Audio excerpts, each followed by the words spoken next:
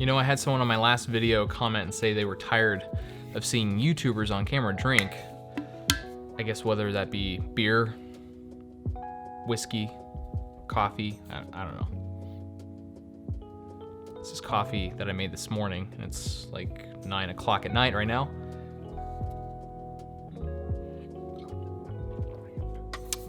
Wow, that is still kind of warm. It's like lukewarm, but still warm.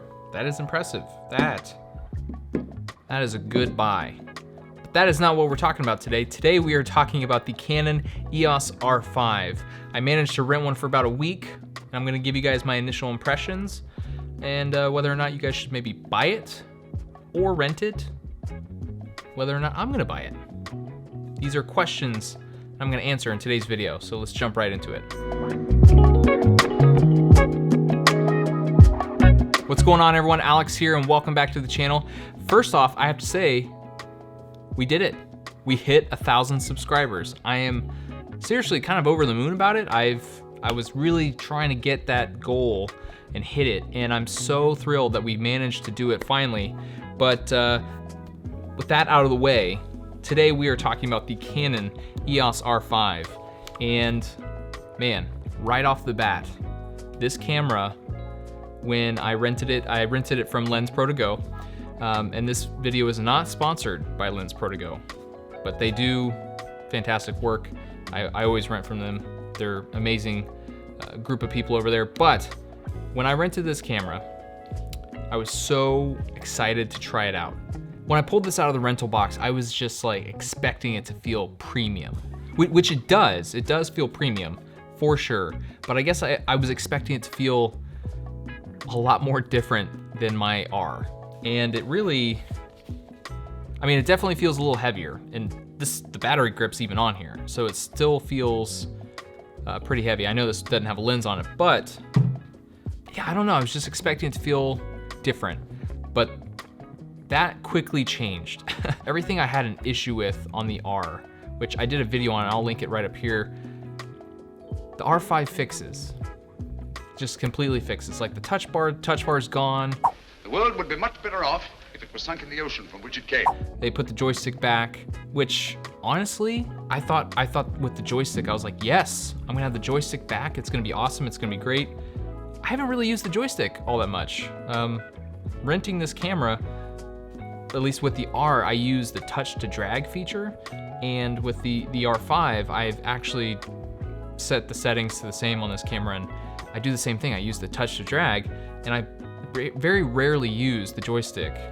Yeah, I guess the joystick wasn't as amazing as, or I didn't miss it as much, you know? But the one thing that I absolutely missed and I love is the scroll wheel. So when I upgraded to the R, I definitely miss the scroll wheel because I had that set to ISO, and honestly, I didn't even have to take my eye off the viewfinder. I was able to manage all the settings, you know, just pull it up here, click, I can change that, change here, scroll wheel, and I can just dial in all my settings without even taking my eye off the viewfinder. And that's really important to me as a photographer. Yeah, there's just something about actually having the viewfinder and shooting through the viewfinder. It's just, to me, I enjoy it more than using the screen. But for the most part, everything is the same. There are a couple little differences, like the on and off button has this little ridge right there that's easier to hit. I think actually the screen is a little bit bigger on the R5 than the R. I think this is a 3.2 inch screen. I think so, yeah, 3.2 inch, and then on the R, I think it's like a 3.15. It's very close, it's very minute, but it is bigger on the R5. That's what she said. The one thing I was absolutely excited to try out in the stills mode was the wicked fast burst mode. I mean, this thing just screams. I mean,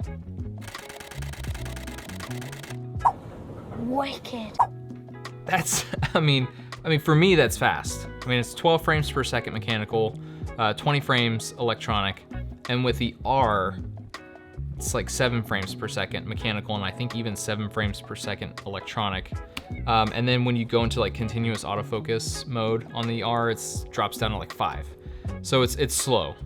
And for me, I like having that option of having it be that fast because we have a dog. I love shooting photos of my dog. And another added benefit of this camera is they've added in Animal Eye AF. And it sees dogs, sees cats, and I think it sees birds. But I was blown away. The autofocus on this camera, when it comes to stills, it's just so good. It's so good. I was just blown away at how great it was. It was just very fluid, very fast. And then yeah, when I was shooting my dog, it just locked onto her eye, and I grabbed some of the best photos ever within 10 minutes of popping a memory card in here and going out in the backyard and shooting photos of her.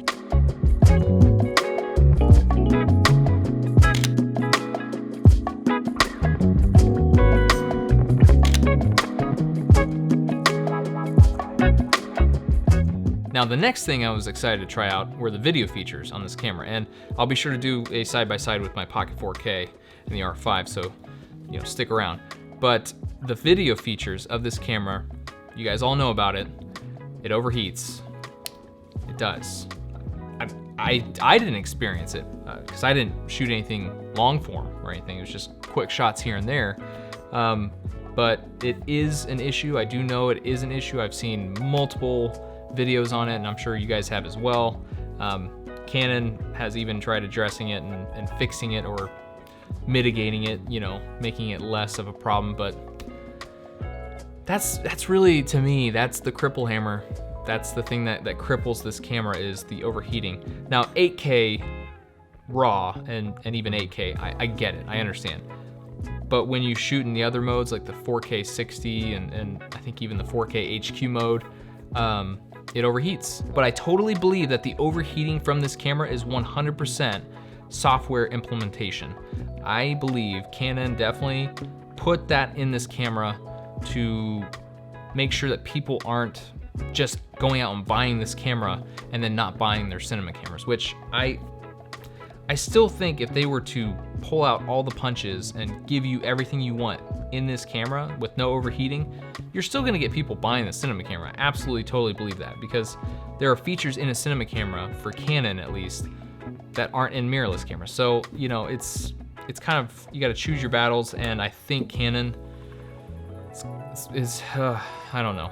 With that out of the way, let's just go ahead and let's just jump into the video. Let's go ahead and swap over to that video right now. And here we go. We're on the Canon EOS R5, shooting 4K Ultra HD, 24 frames per second, ISO 800, shooting on my 35mm f2, wide open at f2.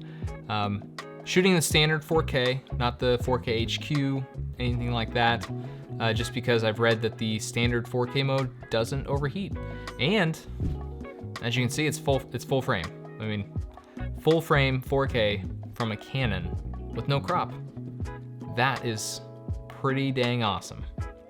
But we will try the 4K HQ mode here in a little bit to compare it to the Pocket 4K, so you guys can kind of see the 4K from the EOS R5 and the 4K from the Pocket 4K. So this is what that looks like.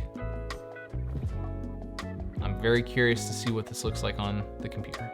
And I think I'm gonna swap to my 50mm here in a little bit on the R5 just to try and match the field of view on my Pocket 4K, because it is, as you guys can see, it's quite a difference. It's quite a difference. And now we're shooting in the 4K HQ mode, which is basically taking that 8K image from the R5 and downsampling it in camera to a 4K image, so it's extra sharp. I'm very curious to see how this looks compared to the normal 4K mode, and definitely interested to see the differences between the 4K HQ mode and then the Pocket 4K. Is it gonna be that big of a difference? I don't know. We'll have to see. And right now we're on the 50mm 1.8 on the R5, still in 4K HQ mode. And right off the bat, I can tell that the 50mm on a full frame camera is pretty dang close to my Sigma 18-35 at 35mm on my Pocket 4K. Yeah, it's pretty close. I'd I'd have to change some settings, but I think I'm gonna go ahead and swap to the R5 to finish out the rest of this video, just so I can get more of that video goodness. And there we go. We're on the Canon EOS R5, finishing out the rest of this video, shooting 4K HQ mode, so it's that 8K image downsampled in camera to 4K, so it's extra sharp, 10-bit 422. I guess I didn't mention that earlier, that the R5 finally shoots 10-bit 422, which I'd like to throw out there. The C200 can't even shoot 10-bit. And I used to own a C200, and I have, Canon, I wish you would just have implemented a software update to provide 10-bit 422. So what do I think of the Canon EOS R5 versus my Pocket? Would I replace it? I don't think I can, because the Pocket 4K is a dedicated video camera, whereas the R5, with as amazing specs it has for video, it's not a viable video camera because of the fact that it overheats. So that's kind of a bummer. But for these YouTube videos, I still think it's a fantastic option. If you just shoot the normal 4K mode, it shouldn't overheat. So you get 4K full frame from a Canon, amazing autofocus. You can't go wrong with that, in my opinion. But if you are a photographer, I would 100% get this camera because it's an amazing stills camera. The autofocus, as I stated before, is fantastic. It's 45 megapixels, so you've definitely got room to play. So will I be selling off my Pocket 4K for an R5? Probably not, because the Pocket 4K, that's a dedicated. And I'm gonna go ahead and stop it right there and give you guys a little update. I will be picking up a Canon EOS R5. After having it for about a week, I absolutely loved playing with the camera. It was fantastic, the stills were awesome. The video features were really, really good, but I'm going into it knowing that I'm not gonna be using it as a dedicated video camera. I'm only gonna be using it for YouTube stuff like this here and there.